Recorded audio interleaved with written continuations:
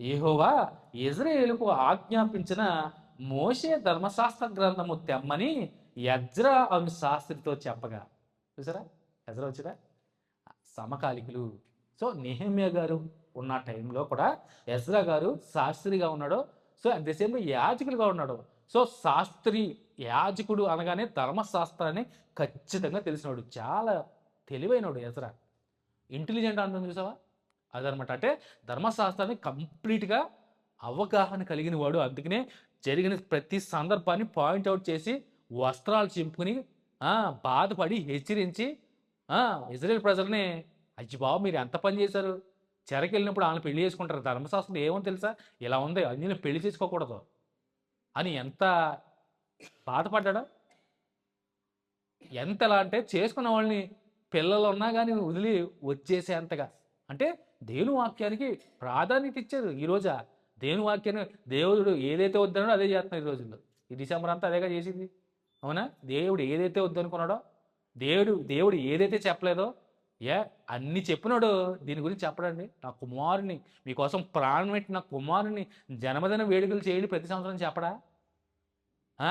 సంవత్సరంలో 7వ నెల 14వ రోజు మీకు ఇది మొదటి దినం, ఇది రెండో దినం, 14 ఏట మీరు 7 దినాలు ఆచరించాలి. ఇంత పర్టికులర్గా డేట్లు నెలలతో సహా చెప్పినోడు డిసెంబర్ 25నే క్రిస్మస్ అని చెప్పకుండా ఎలా ఉంటాడో? ఆ మాత్రం కనీస జ్ఞానం లేకుండా ఈ రోజుల్లో.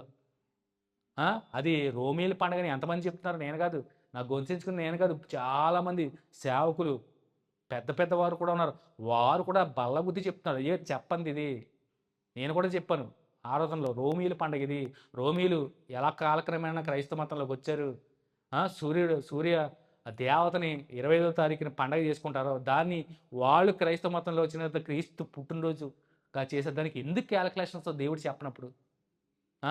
1 నుంచి వెనక లెక్కేసుకుని తిప్పాలండి ఎందుకు? దేవుడు చెప్పడండి? ఇన్ని రాయించినోడు దేవుడు చెప్పడా?